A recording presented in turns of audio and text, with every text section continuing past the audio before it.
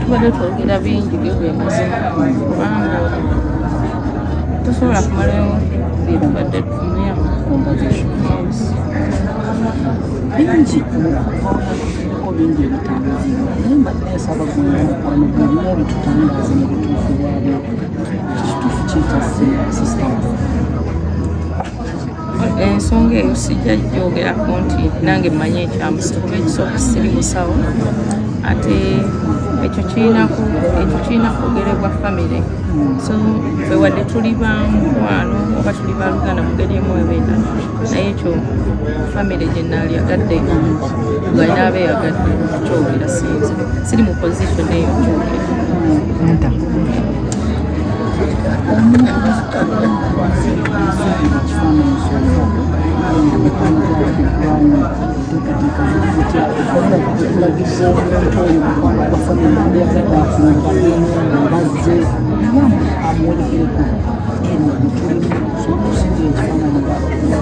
Ono bwe tuli ewa mami ewa mama wa Mage ojja Katale n'okuza Kanani Estate era sawa ntosobola kubanga obulwa location omugenzi waali. Yes, tosobola kumulaba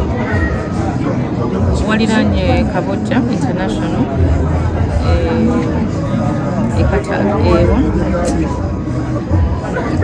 Ekatabi. Yes. Don't say abakozanya okuba kimanyi nawe omulimu naye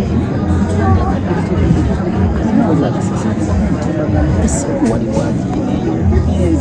nga tebimikono bikyawe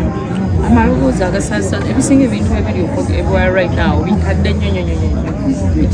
bibadde bikadde naye okose abantu bamanyi embeera yonna bwebaawo abantu bakomyawo embeera enkadde ne bagana okufokasinga kukola ku kiriwo naye ebyo byonna tubadde tubisuubira era naye nga famire ejjakyalo esimu mama yagiina era kyemanyi amanyi ekyokola naye tusobola kati kusitopinga bali kutambuza ekyo tusaba busabi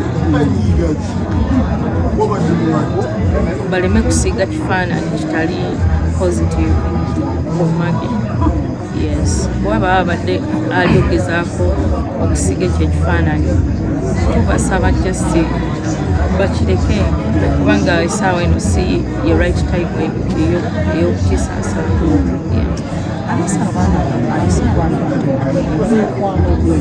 abaana balese gano naye yatuukawo amagenzi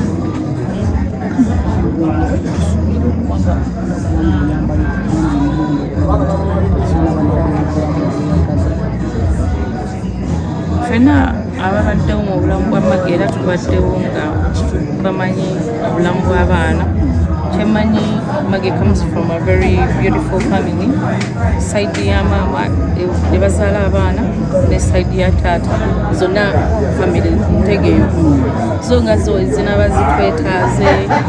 tujja kubeerawo ate naffe engeri emikwano tujja kukola kyetulaba nti tukisuubira kuba naye yali tukoledde kyekintu kyekimu kakasa singa nze mbadde Mungu anzigye ku nsi era Mage yalikoze ekintu kyekimu kuba ekibadde kisinga otugatta babadde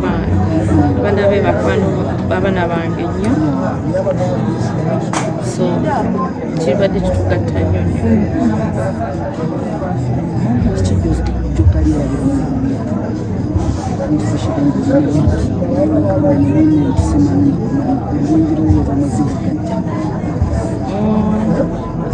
wiiki ewedde yankubira n'aŋŋamba oliwa ne nga ndi waka nambadde njagala kujja tusulaawe abaana babadde nga bajja ne basula wano ewa mama Mage nga tuwanyisa sleep over nga bajja ewange nabano ne bajja so nga tuwanyisa kati wiiki eweddeyo n'aŋŋamba oba nzijja ensulaawo tubeereko ne sleep over n'abaana kati nali nange sewulira bulungi mugamba musindika abaana naye ze sewulira buti so moments zange ne mumagi nyingi nnyo okuvanga bangadde eno omuntu kamaze naye emyaka 15 bangadde nenga you know so moments nyingi sigenda kulimba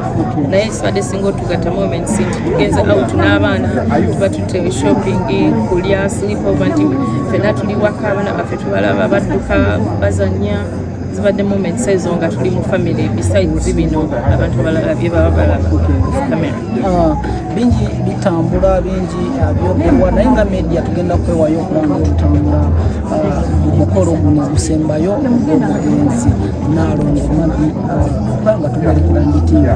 nakyo nakyagala osigirako kibadde kikulu nnyo omutwe mu mbeera ng'eno okulaba nti public ebeera clear etegeere kigenda public I think erinde obubaka okuva mu family naffe abamu abatali ba family bwe tutana receivinga baleme n'okutambuza ekigambibwa nti yafudde kino ekyo bakirekere family eba ekola ki okukyogera just because olina essimu yo tewetaaga kubeera nga ate oyongera ku bulumi family bwebeyitamu oyogere kyoyagala so mbadde nsaba public ekireke baleme kwogera nti omugenzi yafudde kino kyongerako obulumi okusinziira omuntu kyabayitamu oba abaana ba Maggie at large okitegeera tugakwewaayo nga tutambula mu lugendo